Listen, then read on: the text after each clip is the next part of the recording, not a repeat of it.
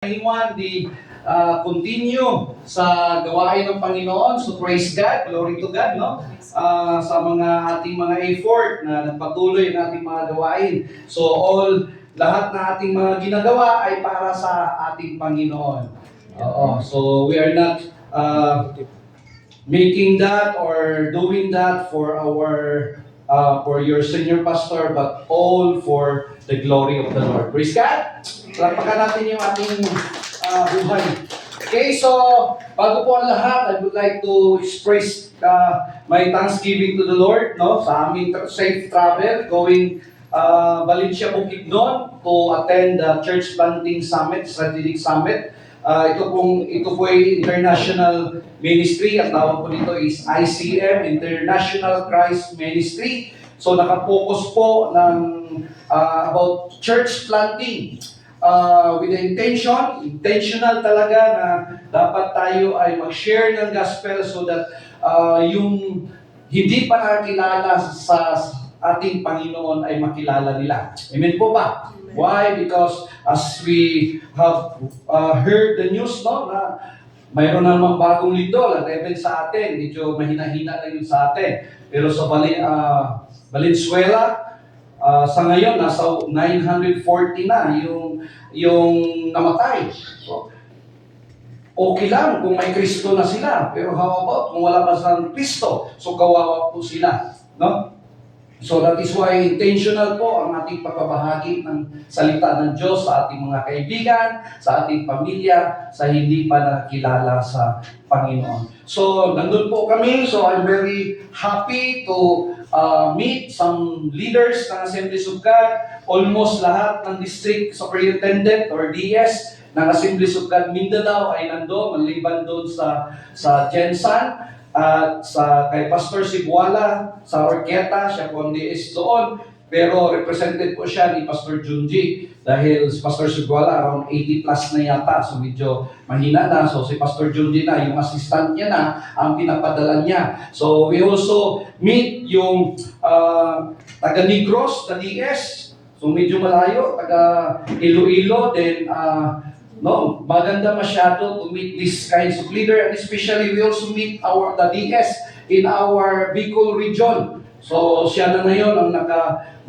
naghawak ng Legazpi City na Assemblies of God, at they are planning to church plant in Tabaco, na yun yung pag-asawa namin ni Pastora, doon kami nagtira sa Tabaco City. So doon nagtaka kami bakit mag-church plant doon na may malaki ng simbahan doon. Yung aming palang pastor doon is patay na, yung ibang mga pastor namin. So napakaganda na ma-meet mo yung mga leaders na kung saan nandun ka din sa place. At habang kami din ay nagta-travel, malalaman mo talaga yung mga matagal na sa Panginoon, no? Dahil pari-pariho kami ng mga awitin, ng mga kanta. So doon pa lang sa mga kanta, alam mo na kagad kung kailan ito naligtas, ano yung mga year. Kasi pari-pariho kami ng year, 1993, 1995, ganun yung mga years namin. So nag-usap din kami kung yung mga dati sa akin, nakasabay ako dahil may dati ako experience about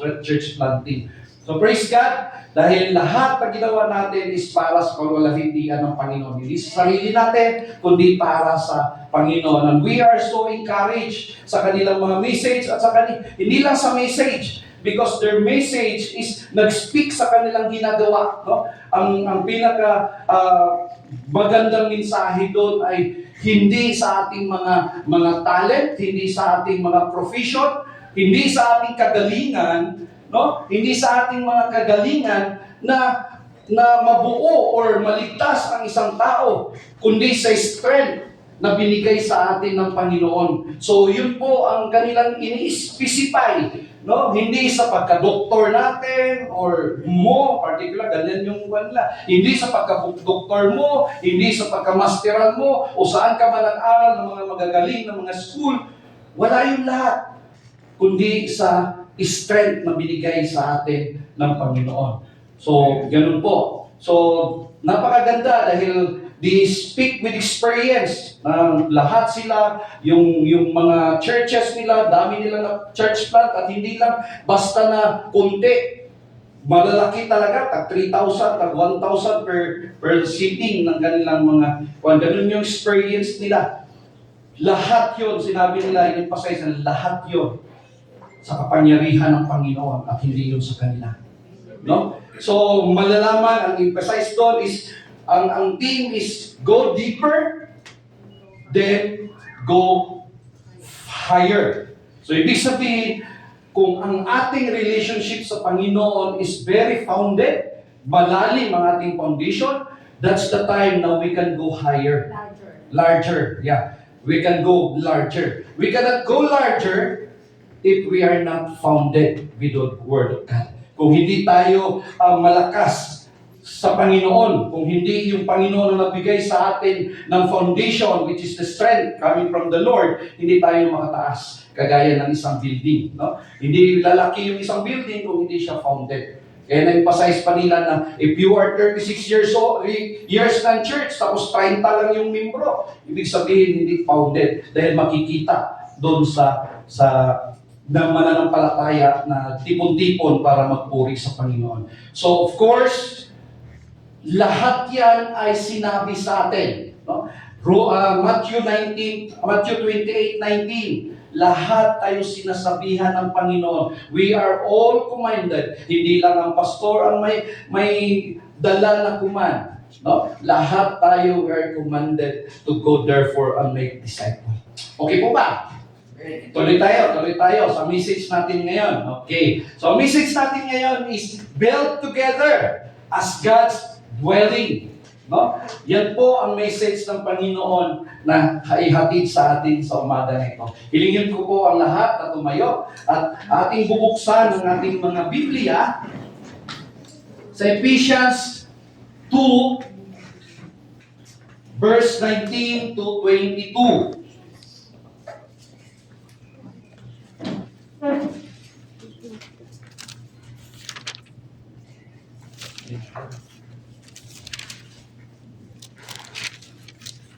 Basahin po natin sabay-sabay.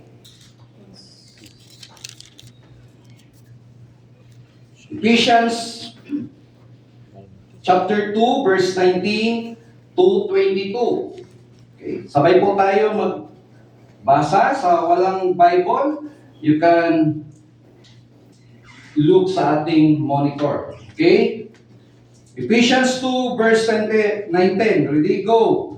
Consequently, you are no longer foreigners and strangers, but fellow citizens with the saints and in the household of God.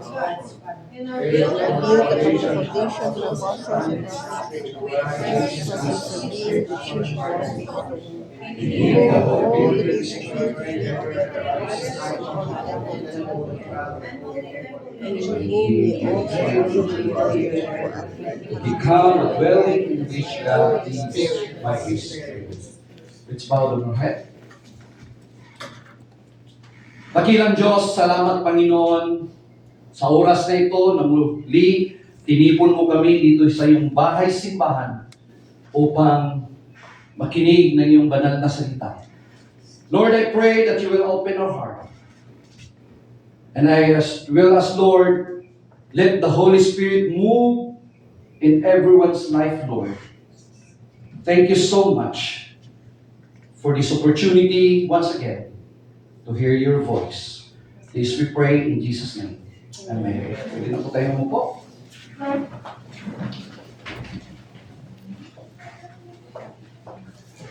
Mga kapatid, ang sulat ni Apostol Paul sa mga taga-Episo ay hindi lang para sa kanila noon, kundi para din sa atin ngayon. Tandaan natin na ang Ephesians believer ay mga Hintel o mga Gentiles. Hindi po sila mga Jew by bloodline. Hindi po sila kasama sa covenant ng Panginoon. No? Hindi ito sila kasama sa covenant ng Panginoon. Dahil hindi mga Gentiles sila. Hindi sila kasama sa mga promises ng Panginoon doon sa mga Jew. No? Kagaya din natin, hindi tayo kasama. Mga taong hindi tayo kabilang sa covenant ng Panginoon doon sa Israel. At wala din silang access doon sa templo ng Panginoon. Okay? They cannot worship in the temple. In other words, they are considered outsider sa promises ng Panginoon. At kung iisipin natin ngayon, tayo din ay mga Gentile. Hindi din tayo kabilang sa Israel by bloodline. Maaaring baka mayroon ba tayong mga Jew dito? May Jew ba? Wala, no? Lahat tayo Pilipino. Okay? Wala tayong natural right sa covenant ng Panginoon. Yet, by grace, we become crafted in sa Panginoon. No? Sa plano ng Panginoon, sa covenant ng Panginoon. Sabi dito sa Romans 11:17, but if some of the branches were broken off, and you, tayo po, although a wild olive, were grafted in among the others and now share in the nourishing root of the olive tree. Ang ibig sabihin po niyan, dahil yung mga Israel, some of the Israel ay hindi naniniwala sa Panginoon. So nagiging sila, na-broken off sila, naalis sila, yung hindi naniniwala. That gives us the opportunity ng mga Gentiles na na-crafted in tayo, napasama tayo doon sa plano ng Panginoon. Napasama tayo doon sa covenant ng Panginoon. Despite we are not Israel bloodline, no? Hindi tayo mga Jew. But because of the grace coming from our Lord Jesus Christ, nasabay tayo. No? Kagaya ng mga taga-Episo, na kung noon sila po'y taga-outsider, nagiging silang insider na kagaya sa atin sa panahon na yaon. No? Dahil sa biyaya ng Panginoon. So, as we go in this passage, pag-aralan po natin ito ng mabuti, word by word, no? And see how Paul message is into the Gentiles in Ephesus. Also, that message is also for us today. No? As we build our being together as His dwelling place. So first, sabi dito sa Ephesians 2:19, consequently, you are no longer foreigners and strangers. Sabi ng ni Apostle Paul, ang sulat niya, una is consequently. Ito po'y nagbibigay sa atin ng idea na mayroong nangyari before. Okay? Ito po ito po ay magiging resulta sa nangyari noon. Ano ba ang mga nangyari noon? Pag sabi tayo na consequently, ito po yung mga narinig natin na mga gospel. Ito po ang narinig natin about Jesus Christ. Ito po ang mga message ng Panginoon na narinig natin na si Jesus Christ ay namatay sa cross upang nabayaran ang ating mga kasalanan. Yan po ang word na binigay sa atin ni Apostle Paul na consequently.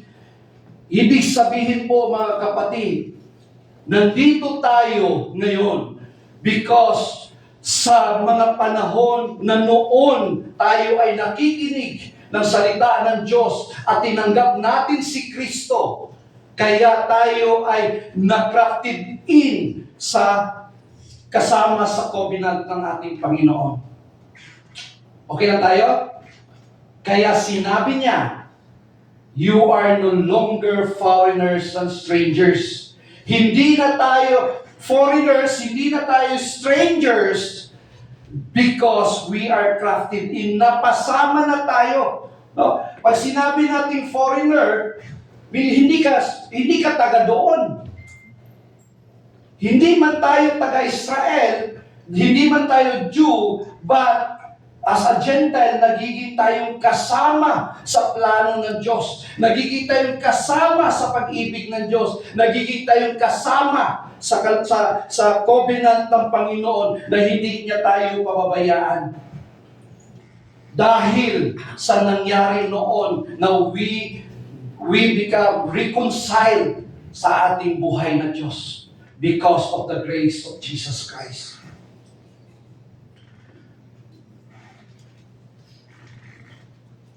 Kaya sa oras na ito, no? Dati na hindi tayo belong, ngayon nagiging belong na tayo. Gentiles were excluded from the temple worship, covenant promises, and citizenship in Israel. They were spiritually outsider, na kagaya din sa atin ngayon. We are Gentiles. Wala tayong natural right sa covenant ng Israel kung wala din si Kristo sa buhay natin.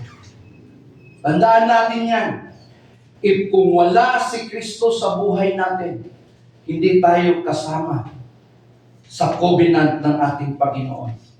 But wala naman siguro yan dito. Lahat naman siguro may relationship sa Panginoon dito lahat. Amen. Hallelujah. So that is why, sabi ni Apostle Paul, you are no longer foreigners and stranger. Hindi na tayo stranger. Hindi na tayo foreigner. Dahil kasama na tayo, kabilang na tayo kay Kristo. So dati dito, no, dito sinabi na hindi ka taga rito. Foreigner ka. Kung halimbawa, Amerikano tayo, foreigner tayo sa Pilipinas. Hindi ka taga Pilipinas, pero di ba, sometimes yung Amerikano maging Pilipino na, hindi na siya magiging foreigner. Tama po ba? May mga ganon dahil nag-change citizenship na siya. Kaya sa sunod sinabi ni Apostle Paul, sabi niya, but fellow citizens with God. The word fellow citizens, potitia, means equal members of one kingdom.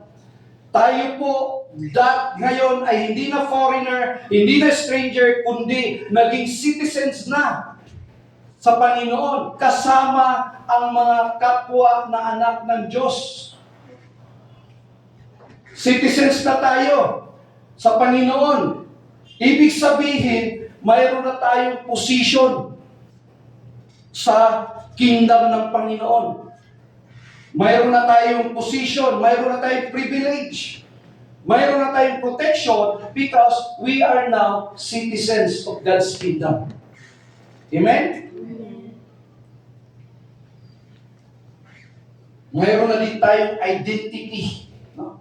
Ginamit ito ni Apostle Paul na word para mas malalong maintindihan sa panahon nila. Para mas lalo niyang makuha yung atensyon ng mga tao. Madali nilang maintindihan. Dahil sa panahon na yon, they are sinakop ng taga-Roma. Okay? Sinakop po sila ng Romanya. That is why, nung si Apostle Paul ay nagamit din niya itong citizenship niya sa Romano. No? Kung makikita natin sa Acts, sa experience ni Paul, sa last na hinuli siya, sinabi niya kaagad na ay a Roman na citizens. No? Dahil nalaman ng soldier na Romano siya, nagkalma yung soldier. Giprotektahan kaagad siya dahil one of the privilege na isa siya na Romano. No? He is Jew, at the same time, citizen siya sa Roman. Kagaya din sa ating mga kapatid. We are now protected. We have now identity sa kingdom ng Panginoon. Why? Because we are now belong to a greater kingdom. Amen? Tayo ay belong sa greater kingdom. Notice, Paul doesn't say, you are guests. Hindi sinabi ni Apostle Paul na guest lang tayo. At hindi din niya sinabi na temporary lang yung residence natin. Ang sinabi niya dito, citizens. Citizens tayo ng Panginoon, and not just citizens alone. Hindi lang citizens, kundi sabi niya, with God's people. No? Mayroon tayong mga kasama, hindi tayo solo lang. Kasama natin yung ating mga katabi. Tingnan mo yung katabi mo. Diba, anak yan siya ng Diyos. Sabihin mo, anak ka ng Diyos.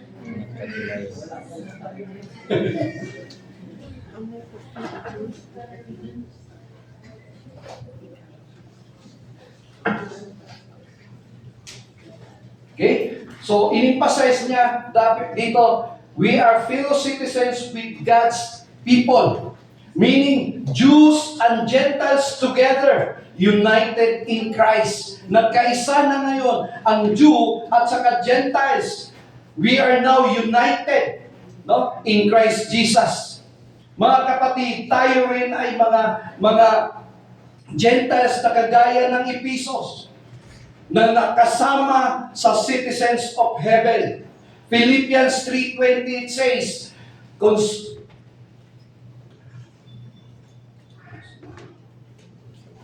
sa akong slide. Okay, sabi dito sa Philippians 3:20, but our citizenship is in heaven.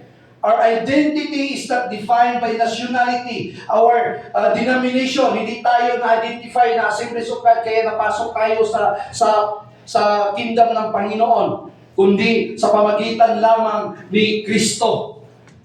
So, we are belonging of God's kingdom. Why? Because of Jesus Christ na tinanggap natin. So when we face rejection in this world, kung tayo man ay mangyari sa ating buhay na mayroon tayong rejection sa mundo, tandaan natin, hindi tayo taga rito. No? Hindi tayo taga rito. Taga saan tayo? Taga langit tayo. So kung titingnan natin o ma-experience natin na para tayong powerless, walang nakikinig sa atin. Sometimes ma-experience yan ng isang Kristiyano. Minsan, layuan siya ng kanyang mga kaibigan. Bakit? Dahil hindi na kayo pareho. No? Ang tawag na sa iyo is killjoy. Kasi hindi ka na sumasabay sa kanila mag-inom, hindi ka na sa kanila sumasabay na mag-disco, hindi ka na sa kanila sumasabay ng mag-TikTok. Yun yung uso ngayon eh. Hindi ka na magsabay mag-TikTok. Pwede ba? Kasalanan mag-TikTok? Depende kung anong content. Depende po. Depende sa inyong ginagawa. No? Depende. Hindi natin yan pausapan. Balik tayo dito sa salita ng Diyos. Okay? Tandaan natin na kung mangyari man na sa atin yan na we become isolated, tandaan natin, we belong to our Lord Jesus Christ. We belong to the King of Kings. Siya ang ating kasama. At ito ang tandaan natin mga kapatid. When you are tempted to compromise sa ating mga trabaho, remember, you live under heaven's law, not the world's strength. Kung tayo may temptation sa ating mga trabaho, sa ating eskwela, sa ating school, tandaan natin, hindi tayo taga rito. No? We are not from this place na we are bound sa law, sa lupa. Kundi tayo po ay taga-langit na we are bound sa mga salita ng Diyos na siyang nagbigay sa atin ng gabay sa ating mga buhay. No? So tandaan natin yan. Lalo na sa mga young people. Madali tayong susunod sa mga trend sa mundong ito. Hindi natin alam na yung sinundan pala natin ng mga trend dahil nagiging siyang normal na lang sa mundo, lahat gumagawa. Pero tandaan natin na ang salita ng Diyos ay yun po ang ating sinusundan. Hindi po ang trend ng mundo dito. Hindi po pwedeng maintindihan kayo ng salita ng Diyos. Hindi po tayo pwedeng susundin kung tayo sumunod sa trend. Kundi we are under sa heaven's law, which is we are guided by the Word of God. Hindi po nagbabago ang Word of God. Sa panahon na sinulat ito hanggang ngayon, hindi po ito nagbabago. We cannot say na hindi na yan siya applicable ngayon dahil iba noon. So, the Word of God still have the authority until now. Then, napakaganda ito sinabi ni Apostle Paul.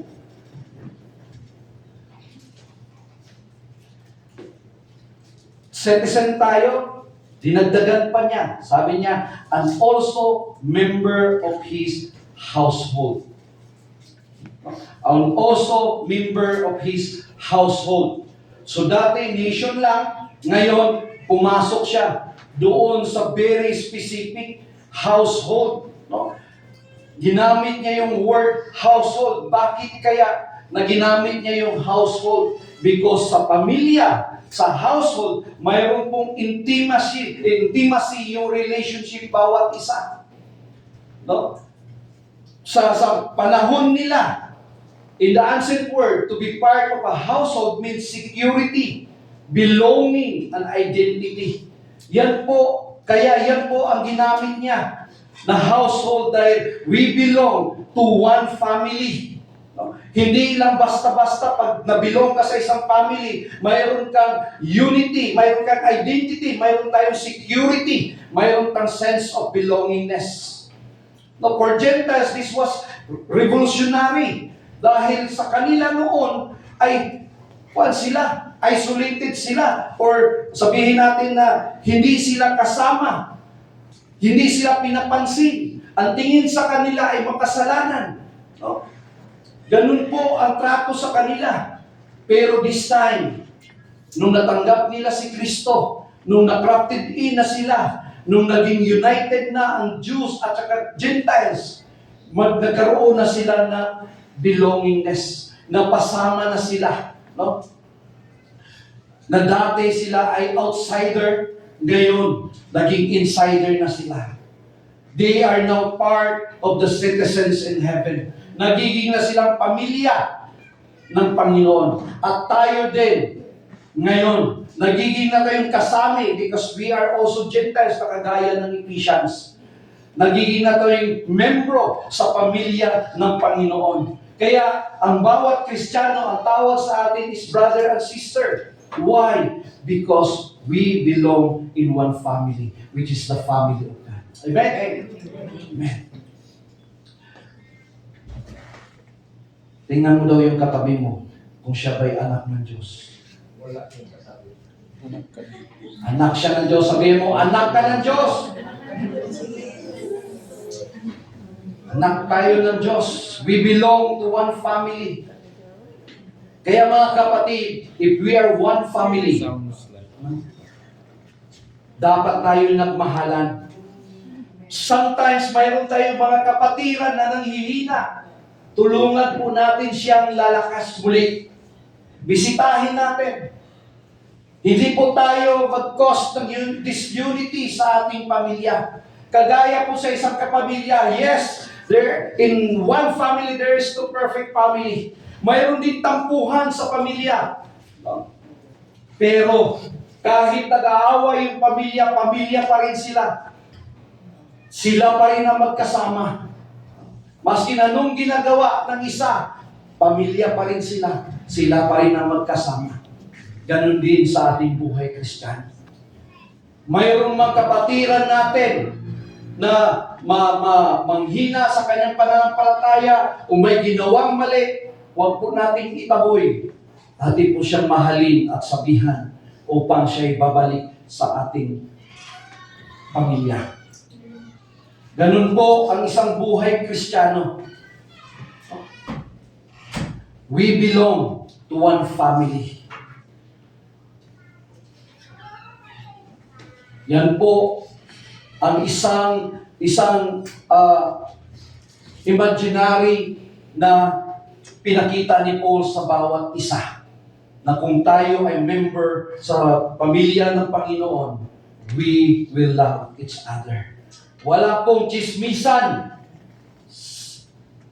Pwede mo bang i-chismis yung sarili mong kapatid? Diba? Hindi. So, wala pong chismisan. Hindi po chismisan kung mag-discuss tayo about sa problem ng isang kapatid. Kung after that discussion sa problema, mayroon tayong susunod na action plan.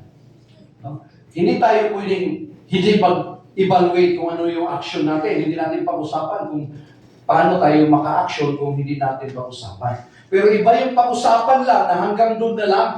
No? Yun yung chismis. Ito, may problema siya. Malaki yung utang niya.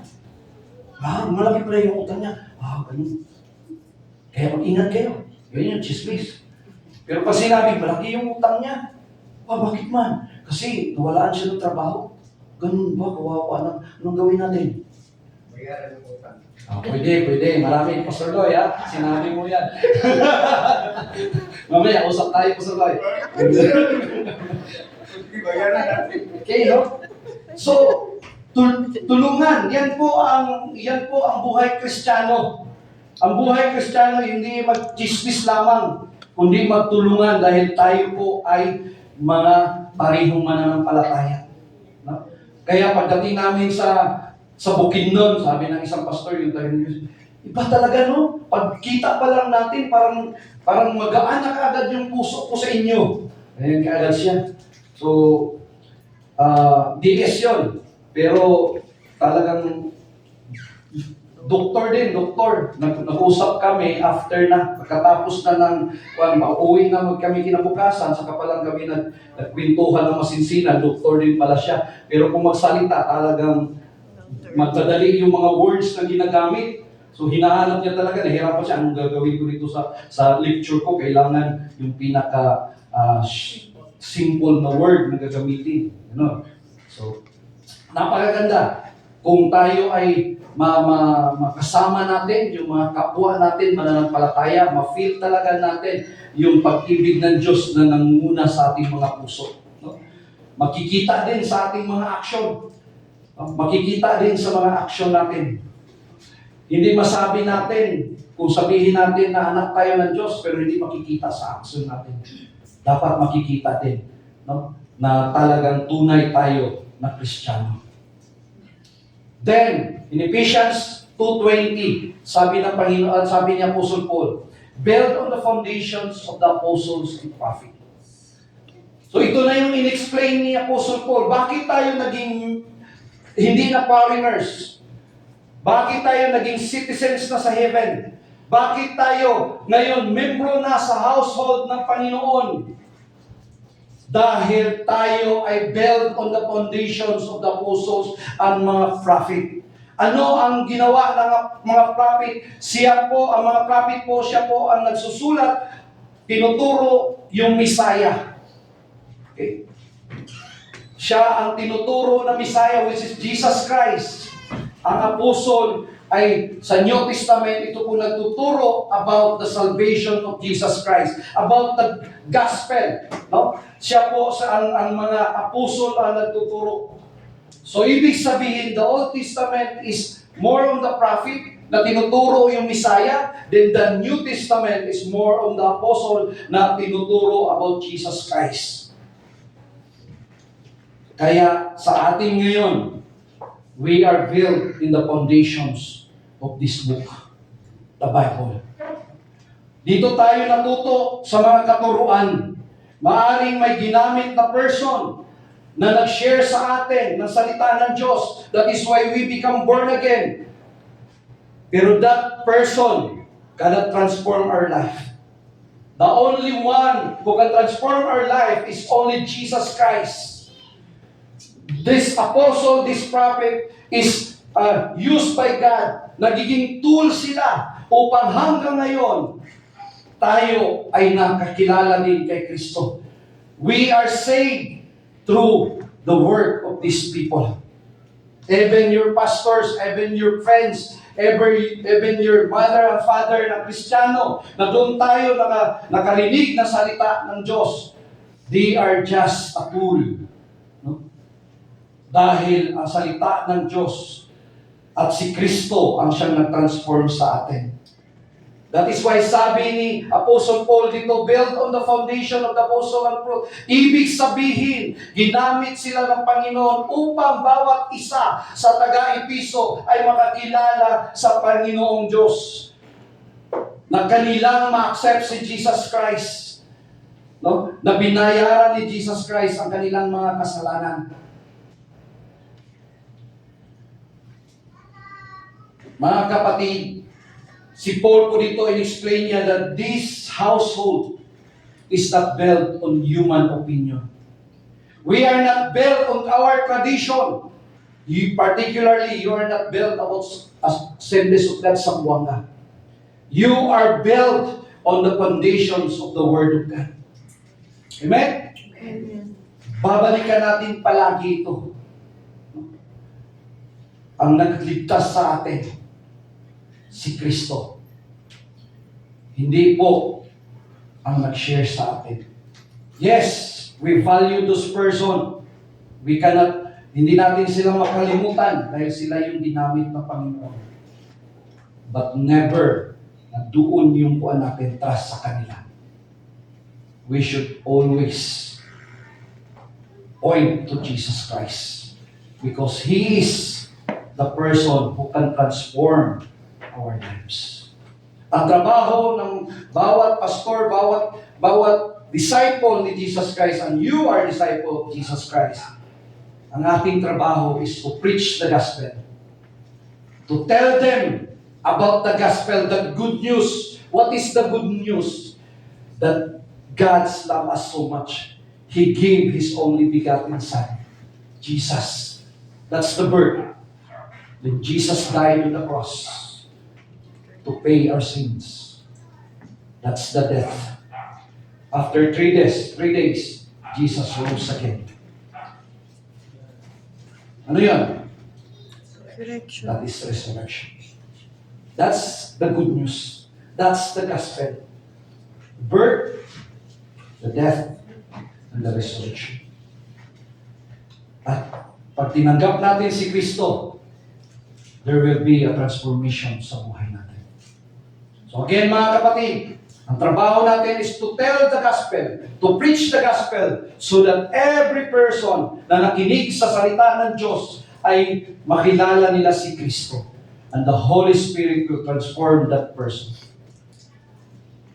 They will be built by the foundations sa Word of God. We are built on Scripture, not on the shifting sand. Then, at the center of the foundation is one person.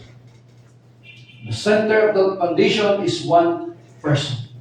The cornerstone, which is Christ Jesus. Sabi ni Apostle Paul, Christ Jesus Himself as the chief cornerstone. So dati, citizenship sa nation, naging family. No? Ngayon, naglipat si Apostle Paul sa architecture. Ginamit niya yung architecture. Sa ancient time, kailangan nila yung cornerstone sa kanilang mga building. Pag masira yung cornerstone, babagsak yung building. In-emphasize ni Apostle Paul na sa ating pananampalataya, sa ating buhay Kristiyano, sa ating pamilya, sa ating church, si Jesus Christ dapat ang sentro ng ating worship. Si Jesus Christ dapat ang sentro ng ating mga tahanan because He is the only one, is the chief cornerstone sa buhay natin. Amen? He is the only one, the chief cornerstone sa buhay natin. Why? Because if Jesus Christ is the center sa ating church, sa ating mga tahanan, siya po ang nagbibigay sa atin ng strength, no? Siya ang nag-a-align sa ating mga buhay. Siya ang nag-a-align. Siya ang nagdidirect sa ating mga decision making. Kaya maging maayos, maging stable yung ating pamilya kung si Kristo ang namumuno sa ating pamilya. Yes, mayroon pong tampuhan, hindi po yan mawala. Pero yung pag-ibig ni Kristo ang mangibabaw sa ating pamilya. Ganun din sa ating simbahan. We will do the ministry of the Lord because the Lord Jesus Christ is the center of a church. Kung hindi siya sentro sa atong church, hindi tayo gagawa, pupunta lang tayo yung sinasabi nila 3 P's. Karon 4 piece na daw. Ewan ko ano yung number 4. Nakalimutan ko yung number 4. Ano yun? Pongko, pasinaw, pauli. Paminaw pa uli. Oh. Pongko, kaya naging 4 piece na yan. Pongko, pasinaw, paminaw, pauli. Naging 4 piece. Walang ginagawa na hindi po yan ang buhay Kristiyano. Ang buhay Kristiyano ay nagiging kagaya kay Kristo. Kaya nga tinawag natin Kristiyano, Christ-likeness. Tumutugon sa misyon ni Kristo. Ang misyon ni Kristo walang iba, pabalik-balik. To share the gospel. Jesus Christ is our cornerstone. Kung hindi si Jesus Christ ang ating cornerstone, the whole structure sa building will collapse. The whole structure sa ating church will collapse. Hindi sa pamagitan ng good strategy sa church natin. Hindi sa mga maraming ministry sa church natin na tayo ay maging effective kung wala si Kristo. Hindi sa ating pag-iisip tayo maging effective kung wala si Kristo. Siya dapat ang nangunguna sa atin. Sa mga estudyante, sometimes we always focus. Kailangan kong mag-study exam namin bukas. Then, anong sinacrifice? Ministry ng Panginoon. Tandaan natin,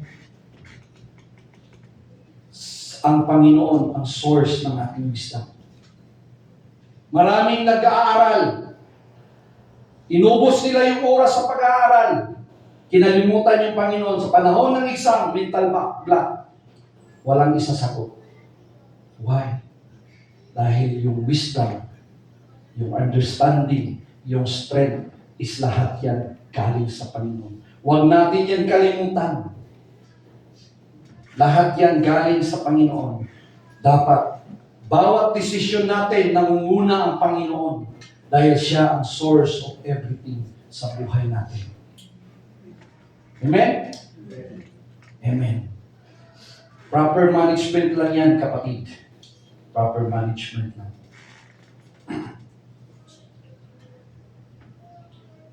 Siya ang magbigay sa atin ng stability sa buhay natin kung siya ang nangunguna sa atin.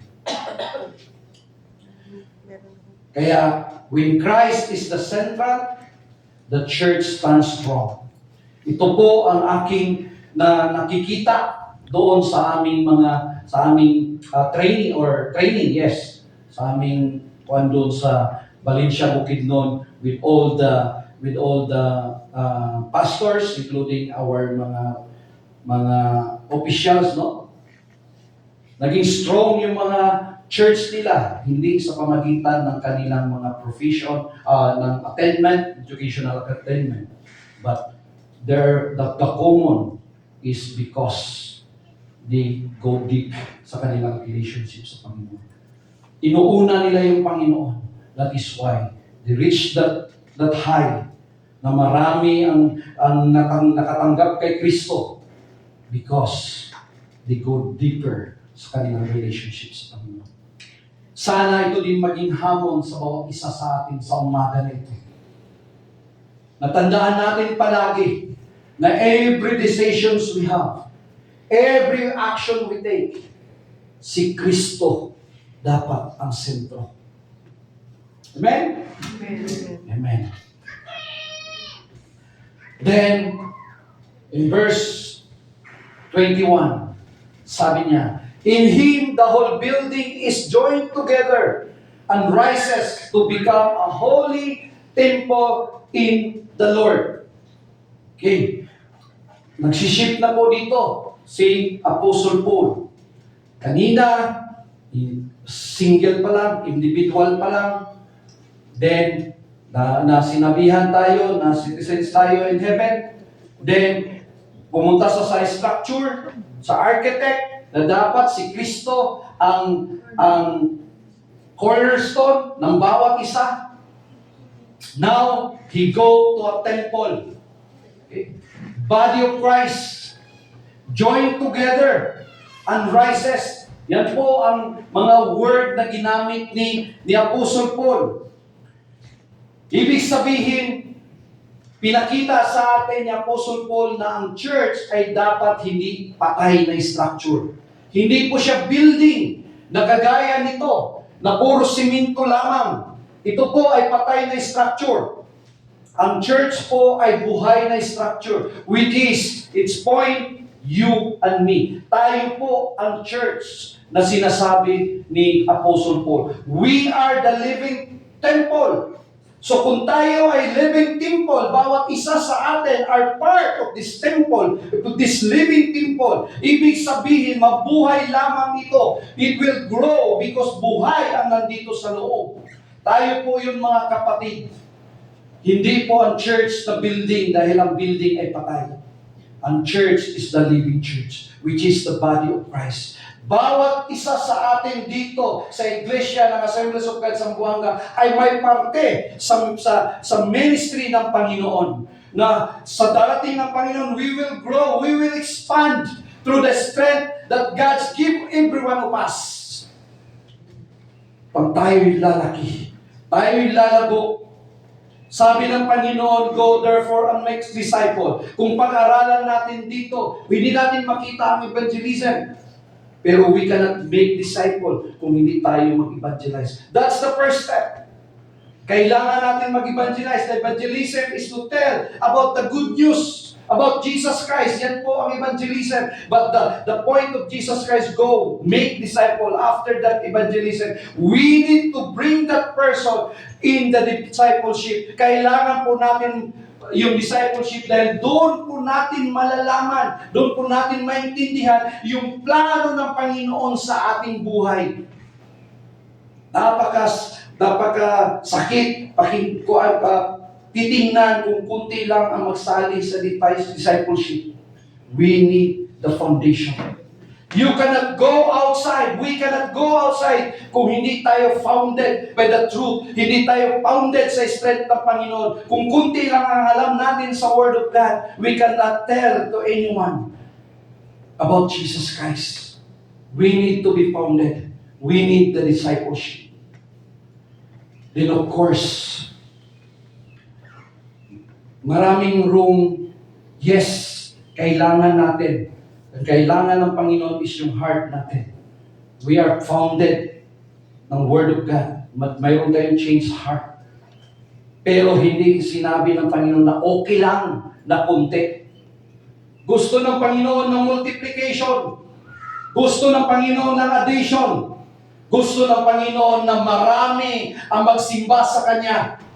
Sometimes, kung kunti lang, sabihin na, okay lang yan dahil ang tinitingnan ng Panginoon na yung heart naman, hindi naman yung number. Yes, that is partly correct and partly wrong. Dahil ang gusto ng Panginoon is maraming maligtas. Imagine, pumunta siya dito sa lupa, binigay niya ang kanyang buhay. Dahil gusto niya iligtas lahat ng mga tao. Hindi lang kukunti, kundi lahat. Sad to say, hindi lahat ang gusto. Sad to say, hindi lahat siya tinanggap. Pero ang gusto ng Panginoon marami. That is why if we examine the verse, Matthew 28:19, there will be 3 point there. Evangelism, discipleship, and multiplication. And the good thing there, hindi tayo matakot dahil kasama natin ang Panginoon. We are built together for this temple with one purpose, to make disciple in order to multiply.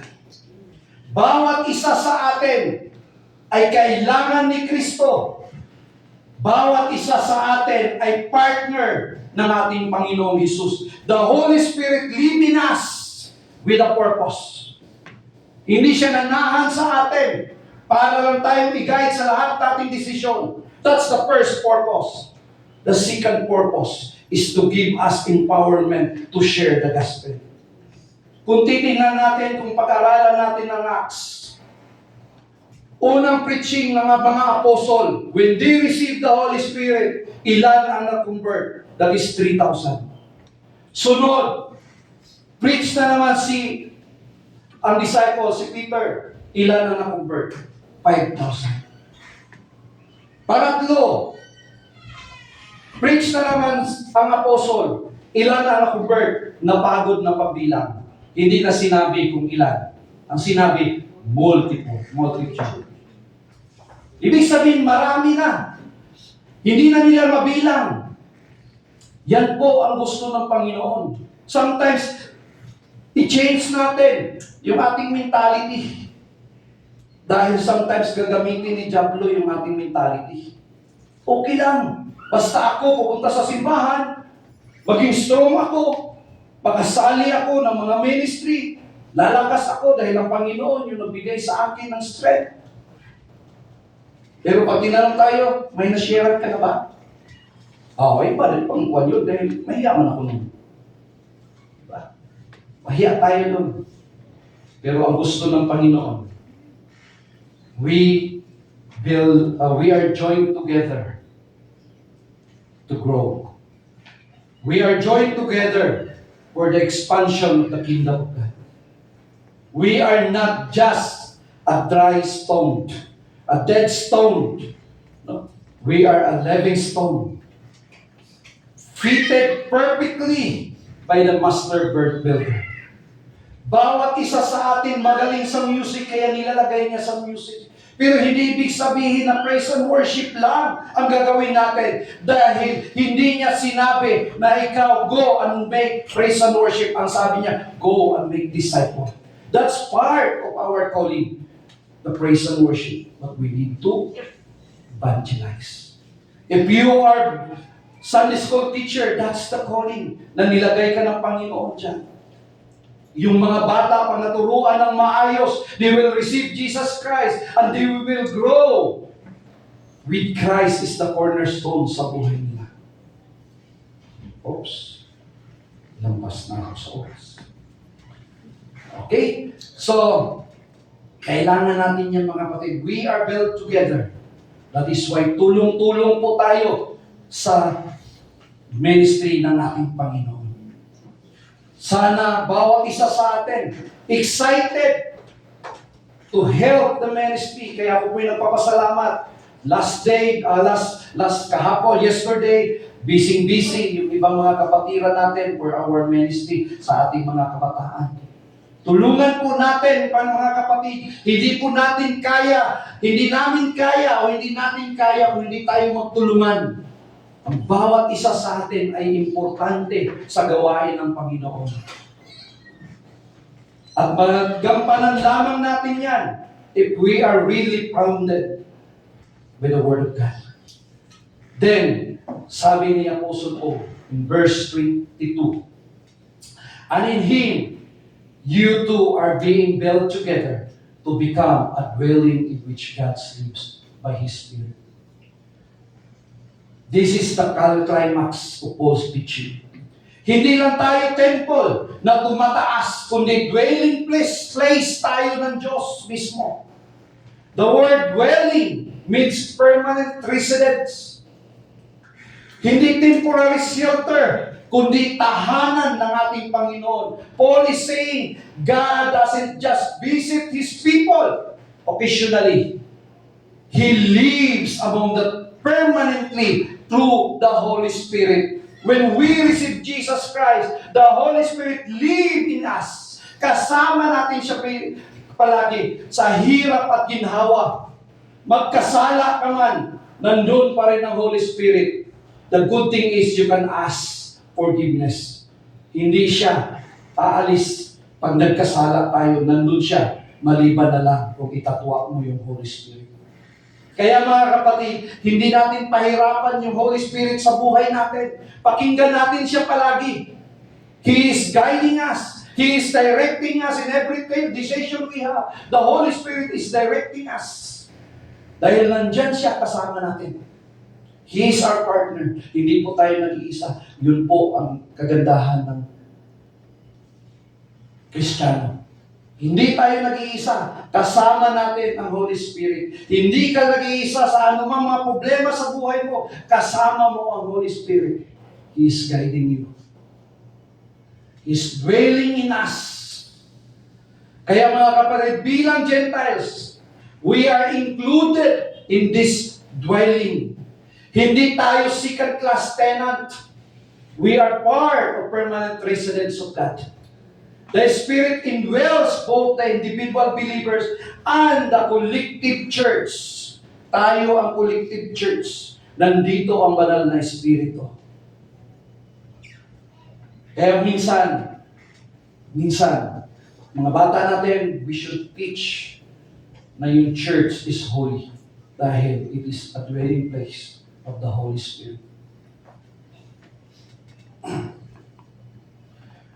So live holy, let your life reflect His presence.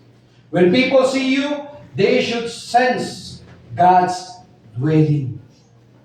Kung mayroon tayong ma-meet sa labas, lalo na ang kapwa natin mga Kristiyano, malaman na kaagad na Kristiyano tayo. Ma-feel na kaagad na Kristiyano tayo. Lalo na ang hindi mananampalataya. Dapat halata na Kristiyano po tayo. Amen?